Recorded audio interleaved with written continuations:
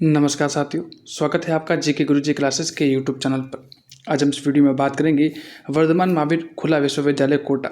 इसमें आपके जो बीएड है, बीएड द्विवर्षीय पाठ्यक्रम है, उसमें आपके जो फॉर्म है ऑनलाइन वो शुरू हो चुके हैं। तो उसके बारे में हम बात करेंगे। साथ ही इसकी जो क्या फीस रहेगी, कब आप इसका ऑनलाइन आवेदन कर सकते हैं, इसकी क्या क्या योग्यता होगी, साथ में आप किस तरह से आवेदन करोगे, किस तरह से आपको काउंसलिंग में आप भाग ले पाओगे, वो सारी बातें और कौन कौन से अनुभव चाहिए, अनुभव का जो सर्टिफिकेट है वो चाहिए कि नहीं चाहिए, कौन कौन इसमें भाग ले सकता है, सभी के बारे में इस वीडियो में बात करेंगे। आई होप, मैं पूरा आशा करता हूँ कि अगर ये वीडियो देखने के बाद आपके अंदर इस VMOU के द्वारा जो बीएड का एग्ज़ाम बीएड का करवाई जाती है, तो उससे संबंधित कोई भी डाउट आपके मन में नहीं बचेगा। तो चलिए शुरू करते हैं। सबसे पहले बात की जाए वर्धमान महावीर ओपन विश्वविद्यालय की, तो इसकी जो आपकी दूरस्थ माध्यम शिक्षा है, उसकी जो 2 वर्षीय पाठ्यक्रम है, सत्र 2024-25 का जो पाठ्यक्रम है उसका शुरू हो चुका है। सबसे इम्पोर्टेंट बात यहाँ पे लिखी हुई है कि बीएड में आवेदन पत्र केवल ऑनलाइन ही भरा जाएगा, यानी आपका जो इसमें जो आवेदन है वो आप केवल ऑनलाइन ही करेंगे। साथ ही इसमें किसी भी स्थिति में आप ऑफलाइन या फिर हार्ड कॉपी में स्वीकार नहीं किया जाएगा, यानी आपको हर हाल में इसकी जो आवेदन है वो आपको ऑनलाइन ही करना होगा। ऐसा नहीं हो कि डेट के बाद या फिर किसी कारण आप ऑफलाइन आप अप्लाई कर पाओ, तो ऐसा नहीं होगा। आपको केवल ऑनलाइन ही मौका मिलेगा। साथ ही संलग्न नहीं करने की अवस्था में अगर फॉर्म स्वीकार और साथ ही ऑनलाइन बीएड प्रवेश पत्र भरते समय फॉर्म और प्रवेश निर्देश में बताए गए मूल दस्तावेज को संलग्न करें। यानी जब आप फॉर्म भरोगे उस समय आपको जो मूल दस्तावेज है जो भी मांग रहे हैं उसको स्कैन करके आपको ज़रूर अपलोड करने होंगे, ठीक है। उसके बाद आपकी जो इससे संबंधित जो इम्पोर्टेंट बात यह है कि नेक्स्ट बात करेंगे इसका। अगर आपको फिर भी अगर कुछ मन में अगर डाउट हो जाए इस भर्ती से संबंधित, तो आप इसके जो आप हेल्पलाइन नंबर है ये सारे दिए हुए हैं। आपके जो कॉल सेंटर है सारे हेल्पलाइन नंबर दिए हुए हैं। इस हेल्पलाइन नंबर पर आप कॉल करके आप जो इन्फॉर्मेशन चाहिए वो आप इन्फॉर्मेशन ले सकते हो। वो भी आप 10 बजे लगाकर 5 बजे के बीच आप संपर्क आप कर सकते हो। ये सारे आपके जो कॉन्टैक्ट लिस्ट है आपकी जो दे रखी है, जिस क्षेत्र से आप संबंधित रखते हो उस क्षेत्र से संबंधित आपके जो कॉन्टैक्ट लिस्ट नंबर है वो आपके दे रखा है और आप जाकर आप इन्फॉर्मेशन ले सकते हो। अब सबसे इम्पोर्टेंट बात कि जो बीएड में जो ऑनलाइन आवेदन भरा जाएगा उसकी जो आरंभिक तिथि है, यानी कब आप फॉर्म भरना स्टार्ट कर पाओगे, तो वो आपके 13 जनवरी है। यानी आप 13 जनवरी से आप फॉर्म आप लगाना शुरू कर सकते हो और इसकी अंतिम डेट है वो आपकी 31 जनवरी रहेगी। आप डेट बढ़ने का इंतज़ार मत करिएगा। जिसको भी फॉर्म लगाना है वो आप इसमें लगा सकते हो। आपके 2 वर्ष का पाठ्यक्रम रहेगा, ठीक है। प्रवेश ऑनलाइन ही भरा जाएगा और आपके किसी भी स्थिति में ऑफलाइन आपके स्वीकार नहीं किया जाएगा। अगर बात की जाए इसके फीस की बात की जाए, यानी इसकी कितना शुल्क लगेगा, तो इसकी प्रवेश प्रक्रिया का शुल्क है वो आपको 500 रुपये देना होगा। अब बात की जाए अगर ये कौन कौन आपके भर सकता है, इसकी योग्यता क्या रहेगी, तो सबसे पहली बात ये होगी कि आपकी जो वीएमओ कोटा के द्वारा जो बीएड एग्जाम करवाया जाता है, बीएड करवाई जाती है, वो केवल आपके शिक्षकों के द्वारा की जाती है। यानी अगर आप शिक्षक नहीं हैं तो आप इसमें द्विवर्षीय पाठ्यक्रम में भाग नहीं ले सकते। और अगर शिक्षक भी वो कौन ले सकते हैं, नहीं शिक्षक है लेकिन वो कौन कौन किस योग्यता रखेगा ताकि आप भाग ले पाओ, तो सबसे पहले बात की जाए स्नातक या स्नातकोर, यानी अगर यूजी और पीजी की बात की जाए तो उसमें आपका न्यूनतम 50% अंक होना चाहिए। वही अगर आपका बीटेक किया हुआ है तो आपको मिनिमम 55% आपको अंक होना चाहिए। दूसरी बात है कि जिन्होंने अगर आपके बीएसटीसी कर रखी है या फिर डीएलएड कर रखी है, तो द्विवर्षीय पाठ्यक्रम के द्वारा तो कर रखी है, तो उनकी जो डिग्रियां है दोनों की, बीएसटीसी की और डीएलएड की है, दोनों की जो एनसीटीई है उनके द्वारा कहते हैं कि मान्यता होनी चाहिए, वरना आपको इसमें अयोग्य माना जाएगा। नेक्स्ट आपके पास है कि किसी भी राजकीय और गैर राजकीय मान्यता प्राप्त विद्यालय में वर्तमान में आप प्राइमरी कक्षा यानी 1 से लगाकर 5 या फिर आप 1 से लगाकर 8 तक के अध्यापक होने चाहिए। ऐसा नहीं हो कि अगर आप अध्यापक नहीं हैं और आप फॉर्म लगाओ तो आपका फॉर्म रिजेक्ट हो सकता है। तो आप वर्तमान में आपके अध्यापक होना अनिवार्य है। बात की जाए आपके जो आरक्षण की, तो इसमें SC ST है, जो पिछड़ा वर्ग है नॉन क्रिमिनल है, और साथ ही जो अति पिछड़ा वर्ग है उन सभी को, और दिव्यांग, विधवा, तलाकशुदा महिला है, उनको सभी को 5% की छूट है वो आपके दी गई है। जिस प्रकार मैंने बताया ना आपके ये जो 50 और 55% बताया था उसमें 5% छूट है वो इनको दी गई है। बात कीजिए अगले इंपॉर्टेंट पॉइंट की, तो इसमें लिखा हुआ है कि यहाँ समकक्ष से तात्पर्य, यानी कि जो लिखा हुआ है बीएसटीसी और डीएलएड से एक समकक्ष होने चाहिए। तो उसके समकक्ष का मतलब होता है कि शिक्षण प्रशिक्षण कार्यक्रम में 2 वर्ष की पूर्ण अवधि नियमित रीति से किया हुआ होना चाहिए। साथ ही एनसीटीई से मान्यता प्राप्त होना चाहिए। इससे कम अवधि के लिए पाठ्यक्रम का आधार इससे कम अवधि के लिए पाठ्यक्रम आधार किसी भी राज्य सरकार के प्राप्ति को तृतीय श्रेणी अध्यापक की नियुक्ति दे दी हो तो ये दावा नहीं कर सकता। यानी कम से कम आपके जो बीएड या आपके जो डीएलएड या फिर जो बीएसटीसी कर रहे हो उसकी मान्यता होनी चाहिए, और जितनी इसकी अवधि है उतनी अवधि में आपकी पूरी होनी चाहिए। ऐसा नहीं हो कि किसी अन्य तरीके से आपने या कम समय में ये डिग्री हासिल की है तो वो आपके लिए इसमें मान्य नहीं मानी जाएगी। अगले बात की जाए आपके, अगर शिक्षण अनुभव की बात की जाए तो शिक्षण अनुभव में न्यूनतम 2 वर्ष के अनुभव की बाध्यता नहीं है। यानी कि ऐसा नहीं है कि अगर आपको 2 वर्ष का अनुभव हो तभी आप फॉर्म लगा सकते हैं, ऐसी कोई आपकी बाध्यता नहीं रखी जाएगी।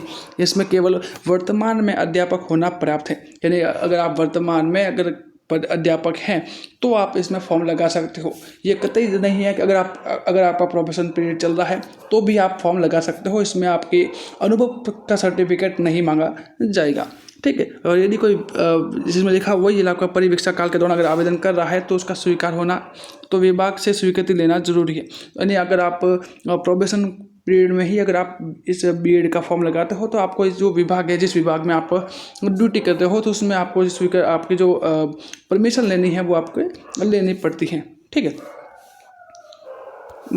इसमें अगला पॉइंट लिखा हुआ कि विभाग से अगर किन्हीं शर्तों पर स्वीकृति देता है और बीएड अवधि समय पर कोई घटक पूर्ण नहीं कर पाता है, यानी बीएड है वो आप समय पर अगर पूर्ण नहीं कर पाते हैं तो विश्वविद्यालय उसके लिए आपके जिम्मेदार नहीं होगा, ठीक है। यानी अगर आप प्रोबेशन पीरियड चल रहा है और कुछ ऐसे कारण हो गए कि आप उस एग्ज़ाम नहीं दे पाए या किसी भी कारण से अगर आप फेल हो गए तो उसका जिम्मेदारी आप स्वयं की होगी, ठीक है। नेक्स्ट आपके पास है कि यदि कोई विद्यार्थी स्नातक हो, यानी कि आपकी जो पीजी है, पोस्ट ग्रेजुएशन है, उस विषय का उल्लेख करे जिसमें स्नातक में वांछित प्रतिशत, यानी जो सामान्य वर्ग के लिए 50% और आरक्षित वर्ग के लिए 45% नहीं है, और स्नातकों में भी वांछित प्रतिशत है, जिसमें भी आपके जो प्रतिशत जिस मिनिमम क्राइटेरिया पूछा जा रहा है अगर उससे अधिक है तो वो आप इसमें मेंशन कर सकते हैं। नेक्स्ट बात की जाए आपके इसकी अवधि की, तो इसकी जो अवधि है वो लगभग आपकी न्यूनतम यानी मिनिमम इसकी अवधि है वो 2 वर्ष की रहेगी, और आपके अधिकतम इसकी अवधि 5 वर्ष तक की आपके रह सकती है। बात की जाए आपके फीस की, यानी इसमें कितनी फीस है वो आपके रहेगी, तो इसके जो प्रथम वर्ष है तो प्रथम वर्ष में आपके 26,880 रुपये है वो आपके फीस के रूप में ली जाएगी। साथ में से लिखा हुआ है कि राज्य सरकार के द्वारा परिवर्तन राशि दोनों में से जो भी अधिक हो, यानी आपकी मिनिमम फीस आपकी 26,880 रुपये है, और अगर हो सके तो अगर हो सकता है कि भविष्य में या फिर किसी भी कारण से राज्य सरकार अगर उस फीस में बढ़ोतरी करती है तो वो बढ़ी हुई फीस आपकी मान्य होगी। प्रवेश में वरीयता सूची में आने वाले काउंसलिंग के दौरान अगर पात्र की स्थिति में मुख्यालय कोटा पर विश्वविद्यालय परिषद स्थित पंजाब नेशनल बैंक में चालान द्वारा किया जाना चाहिए। यानी आपकी जो पीएनबी है उसमें आपका इसका जो चालान है वो अगर आप काउंसलिंग में शामिल होते हैं और काउंसलिंग में शामिल होने के बाद अगर आप पात्र माना जाएंगे तब आपको पीएनबी के द्वारा यानी पंजाब नेशनल बैंक के द्वारा आपको चालान कटवाना होगा। ठीक उसी प्रकार से यही प्रक्रिया आपको द्वितीय वर्ष में भी अपनानी होगी। बात की जाए नेक्स्ट बात की, तो इसमें लिखा हुआ है कि यदि शिक्षण अनुभव प्रमाण पत्र में दिए गए स्थान पर अगर सही जानकारी अगर साफ सुथरी भरी और लिखी जानी आवश्यक है, यानी जो अभी अगर आप फिर भी अनुभव प्रमाण पत्र देना चाहते हो तो अनुभव प्रमाण पत्र दोगे उसमें सारी जानकारी है वो आपके सही होनी चाहिए। साथ ही अगर आप इसमें ओवर राइटिंग आप नहीं कर पाओगे, यानी एक के ऊपर जैसे आप गोड के लिखते हो ना, ऐसा आपको नहीं करना है। सिंपल सी 1 लाइन राइटिंग में लिखना है, इसको स्कैन करना है और आपको अपलोड करना है, और बाद में जब काउंसलिंग जाओगे तब भी आपको वही जो सर्टिफिकेट है वो आपका अनुभव वाला वो आपको साथ में लेकर जाना है। ठीक है, साथ ही उसमें जो आपके तिथि और सभी वो आपके सही होने चाहिए और जो भी आपके साइन हैं वो सभी सही होने चाहिए। ठीक है, और जो हस्ताक्षर आपके जो अनुभव प्रमाण पत्र है उस पर आपको खुद के भी हस्ताक्षर होने चाहिए और साथ ही उच्च अधिकारी है उससे जो प्रमाणित आपके होना चाहिए। ठीक है। नेक्स्ट बात की जाएगी जो भी अभ्यर्थी जो राजस्थान के बाहर से है और बाहर से किसी राज्य या केंद्र सरकार से विद्यालय में कार्यरत है, यानी ऐसा कोई विद्यार्थी है जो राजस्थान के बाहर किसी विद्यालय में कार्यरत है, तो वे अपने शिक्षण अनुभव प्रमाण पत्र को संबंधित जिला शिक्षा अधिकारी या फिर उसके सक्षम अधिकारी से प्रति हस्ताक्षर करवाकर क्रमांक में प्रस्तुत करें। साथ ही अपने नियुक्ति पत्र और इस आशय पर अनापत्ति प्रमाण पत्र अपने नियोक्ता से बनवाकर लाएंगे। यदि उनका इस विश्वविद्यालय में की जो बीएड कार्यक्रम में प्रवेश हो जाता है तो वे अवकाश लेकर इंटर्नशिप, प्रैक्टिस टीचिंग और फाइल लेसन इत्यादि का लगभग 6 माह के कार्य राजस्थान राज्य के विद्यालयों में करेंगे। यानी अगर आपको किसी अन्य राज्य में है और अगर आप कोटा से फॉर्म लगाते हैं तो अगर आपको जो भी इंटर्नशिप मिलेगी या फिर जो प्रैक्टिस टीचिंग होगी या फिर फाइल लेसन होगा, उसके लिए आप 6 महीने के अवकाश लेकर आपके राजस्थान में जो राजस्थान के जो विद्यालय है उसमें आपको ये सारे जो काम है वो आपको करने पड़ेंगे और उनके विभाग और विद्यालय को इस हेतु कोई भी आपत्ति नहीं होगी। ठीक है। द्वितीय बार में लिखा हुआ है कि द्वितीय वर्ष इंटर्नशिप कार्य को राजस्थान में करने हेतु अपने विभाग को 6 माह के अवकाश की स्वीकृति काउंसलिंग के समय प्रस्तुत करनी होगी। यानी जब आप काउंसलिंग में जाओगे या तब आप 6 महीने के अवकाश की जो आपकी जो स्वीकृति है वो भी आपको लेनी पड़ेगी। आपको प्रथम वर्ष में 144 घंटे का सत्र पर्यंत बटा हुआ प्रायोगिक कार्य भी राजस्थान के स्कूलों में ही करना होगा। यानी सभी जो भी आपकी जो इंटर्नशिप आएगी, जो भी आएगी, भले ही आप राजस्थान के बाहर के राज्य के हो, लेकिन जो भी काम होगा वो आपके राजस्थान के राज्य के अंदर ही होगा। ऐसा नहीं है कि आप काउंसलिंग में भाग लोगे और बाद में जब इंटर्नशिप मिलेगी तो आप चाहोगे कि मैं खुद के राज्य में इंटर्नशिप ले लूँ, तो वो आपका काम नहीं होगा। ठीक है। नेक्स्ट बात की जाए अगर आपके आरक्षण की, यानी कि आपका किस हिस्से इसके लाभ होगा, तो बात की जाए वह आवेदक जो SC, ST, OBC में नॉन क्रीमी लेयर है, SBC अथवा MBC जो कि नॉन क्रीमी लेयर है, ST है अनुसूचित क्षेत्र, EWS वर्गों के होने से होंगे, उन्हें जिला दंड अधिकारी या उप जिला दंड अधिकारी या तहसीलदार के द्वारा अथवा उस प्रमाण पत्र के लिए निर्धारित सक्षम अधिकारियों से मान्य रूप से प्रमाण पत्र संलग्न करें। उनका राजस्थान में मूल निवास होना अति आवश्यक है। यानी कि अगर आप भरते हो तो आपको राजस्थान का मूल निवास होने के लिए जो मूल निवास प्रमाण पत्र होना चाहिए, वो जो कि आपके डिजिटल वाला जो पीले रंग का कागज पे आता है वो आपके होना चाहिए। और ये प्रमाण पत्र बीएड प्रवेश वरीयता सूची की काउंसलिंग के समय मान्य होना चाहिए। यानी जब आप काउंसलिंग में जाओगे तब आपको ये जो डिजिटल वाला है, जो पीले रंग का कागज है, जो कि आप आरक्षण से लाभ लेना चाहते हो, तो आपको वो काउंसलिंग के दौरान आपको जांच करवानी होगी। ठीक है। नेक्स्ट बात की जाए आपके तलाकशुदा की, तो तलाकशुदा महिला आवेदकों को न्यायालय के द्वारा जो दी गई तलाक की प्रति सक्षम अधिकारियों के द्वारा हस्ताक्षर करके प्रस्तुत करना अनिवार्य होगा। विधवा आवेदकों को अपने पति का जो मृत्यु प्रमाण पत्र संबंधित पंचायत, नगर निगम या फिर नगर पालिका से हस्ताक्षर करके प्रस्तुत करना होगा, जिसको आवेदन फॉर्म के समय संलग्न होगा। ठीक है। ये तो हो गया आपके तलाकशुदा की।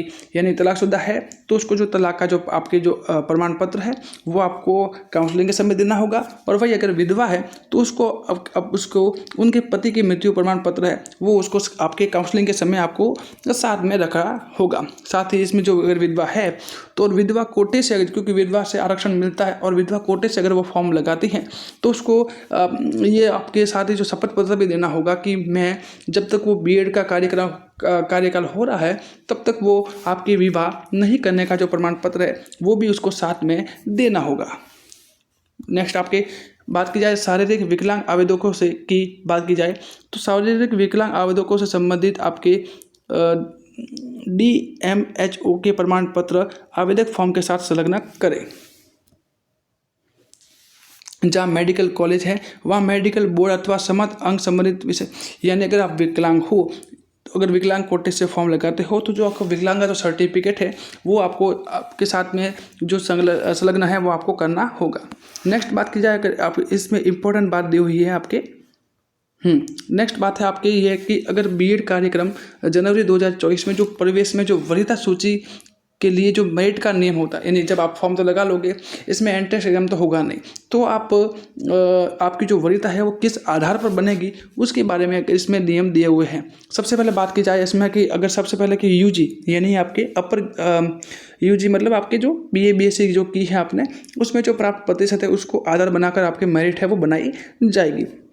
अगर किसी ऐसा कोई कारण हो जाए कि अगर किसी विद्यार्थी के या किसी दो विद्यार्थियों के यूजी में अगर समान प्रतिशत हो जाए, तब उसके 12वीं की मार्कशीट के आधार पर उसकी वरीयता आपको निर्धारित की जाएगी। और अगर 12वीं की भी अगर आपके बीए बीएससी की जो मार्क्स समान है, फिर 12वीं की देखा जाएगा, 12वीं का अगर समान है तो फिर आपकी 10वीं की जो मार्कशीट है उसके आधार पर आपके जो वरीयता है वो देखी जाएगी। और 10वीं में समान प्राप्त निश्चित होने की स्थिति में आपके शिक्षण अगर ये होगा कि अगर आप बीए बीएससी है तो सबसे पहले उसके आपके नंबर के आधार पर आपकी जो वरीयता निर्धारित होगी।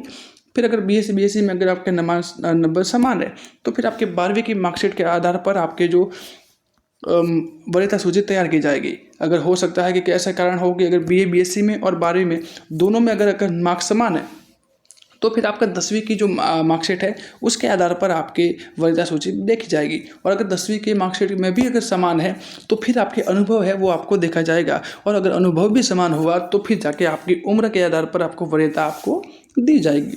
ये सारी बातें इसमें लिखी गई है।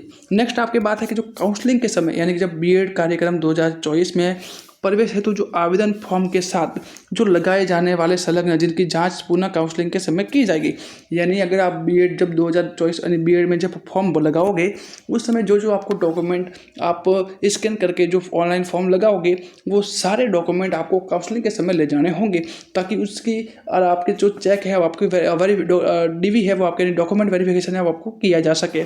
उसमें आपके कौन कौन से डॉक्यूमेंट आपके लगेंगे, तो जो आप मैं डॉक्यूमेंट बता रहा हूँ वो आपको ऑनलाइन में भी जो ऑनलाइन आप फॉर्म लगाओगे तब भी आपको उसमें स्कैन करके डालने होंगे, और साथ ही जब काउंसलिंग में जाओगे तब भी आपके डॉक्यूमेंट उससे आपके जो फॉर्म भरे है उससे चेक है आपके किया जाएगा। तो एक तो होगा राजस्थान डोमिसाइल प्रमाण पत्र होगा, एक आपकी जो बीएसटी है उसकी मार्कशीट आपको होगी चाहिए आपके, एक आपको 10वीं की जो मार्कशीट है, एक आपको 12वीं की मार्कशीट, एक आपको बीए की मार्कशीट, एक आपको एमए की मार्कशीट। जो आपको नहीं है उसको आपको स्किप कर लेना। जैसे कि अगर कोई व्यक्ति बी ही किया हुआ है, उसने एमएससी कुछ नहीं किया है, तो आप एमए की डिग्री है वो आपके स्किप कर सकते हो। उसके बाद एक आयु का प्रमाण पत्र होगा, फिर आपके शिक्षण अनुभव प्रमाण पत्र जो विश्वविद्यालय के द्वारा प्रारूप में है। उसके बाद आपकी जो कास्ट सर्टिफिकेट होगा जिसमें SC ST OBC है और ये सभी है उनकी सबके होगा। और साथ ही ऐसे विद्यार्थी जो भी है जो इनके अलावा जो आपके EWS है, OBC जो कि नॉन क्रिमिनल है, एक आपके SBC जो कि नॉन क्रिमिनल है, एक आपके SBC जो नॉन क्रिमिनल है, और EWS है, उन सभी का 1 वर्ष से जो पहला है 1 वर्ष से जो पुराना है वो आपके नहीं होना चाहिए। ये बात आप जरूर ध्यान रखिएगा। ऐसा नहीं हो कि आप जब आप फॉर्म लगाओ और आपका कास्ट सर्टिफिकेट है, जाति प्रमाण पत्र है, वो आपके 1 साल पुराना हो जाए, तो आप ऐसा नहीं होना चाहिए। आप इसका है वो तुरंत बनवा लेना, ठीक है। नेक्स्ट आपके होगा कि अगर सेवारत या सेवा मुक्त या सेवानिवृत्त रक्षाकर्मी होना चाहिए। अगर कोई एक्स सर्विसमैन है तो उसका भी आपके प्रमाण पत्र होना चाहिए। कश्मीर विस्थापित प्रमाण पत्र है तो वो भी होना चाहिए। तलाकशुदा है तो आपका तलाक का प्रमाण पत्र, विधवा है तो आपकी पति का मृत्यु प्रमाण पत्र, ये सारे आपको साथ में देने होंगे। विकलांग है तो विकलांग के सर्टिफिकेट है वो आपको देना होगा। और साथ ही एक इम्पोर्टेंट बात है कि अगर कोई व्यक्ति वर्तमान में तो आपके जो अध्यापक भर्ती में जो कार्यरत हैं और आप ऑनलाइन फॉर्म लगाते हो, और लेकिन बाद में कुछ समय के बाद अगर आप ऐसा नहीं हो कि आपकी नौकरी छोड़ते हो और आप फॉर्म आपकी बीएड है वो चालू रहेगी, तो ऐसा आप कभी नहीं होगा, आपको बीएड के लिए आपको अमान्य कर दिया जाएगा। तो उस बात का भी आपको ध्यान रखना है। एक है आपके जो शिक्षण अनुभव प्रमाण पत्र है वो कैसा होगा, तो कुछ फॉर्मेट आपको इसमें दिया हुआ है कि शिक्षण अनुभव प्रमाण पत्र है वो इसका फॉर्मेट कुछ इस प्रकार से रहेगा। यानी आपके जैसे इस सबसे ऊपर आपके ये जिला सबसे ऊपर लिखा होगा, आपके ये वाला है कि विद्यालय जावक प्रमाण पत्र है। एक आपके दिनांक है, आपका नाम हो जाएगा, पिता का नाम, विद्यालय का नाम, दिनांक से लगातार जिस ज्वाइनिंग डेट है वो आपके हो जाएगी, और कब तक आप ज्वाइनिंग हो ये वो हो जाएगी। आपके मासिक वेतन कितना है, वार्षिक आय कितनी होगी, वो सारे हो जाएंगे। आपके विद्यालय है तो सरकार के द्वारा राज्य सरकार के द्वारा या फिर केंद्र सरकार के द्वारा संचालित है वो आपकी सारी डिटेल आपको भरकर आपको जब अगर आप ऑनलाइन फॉर्म लगाते हो तो उसमें आपको संलग्न करना पड़ेगा। और साथ ही जब आप काउंसलिंग के समय जाओगे तो काउंसलिंग के समय भी आपको ये जो अनुभव प्रमाण पत्र है वो आपको देना होगा। तो आई होप कि मैंने जो बीएड से संबंधित सारी बातें हैं वो आपको कर दी है, और सारी अगर वीडियो आपने तसल्ली से देखा होगा तो आपके सारे डाउट आपके क्लियर हो चुके होंगे। अगर इसके बारे में अगर कोई भी आपके डाउट है या कुछ भी पूछना है तो आप वीडियो के कमेंट सेक्शन में आप कमेंट जरूर कीजिएगा, मैं इसका जवाब देने की कोशिश ज़रूर करूँगा। तो मिलते हैं नेक्स्ट वीडियो में, तब तक के लिए धन्यवाद।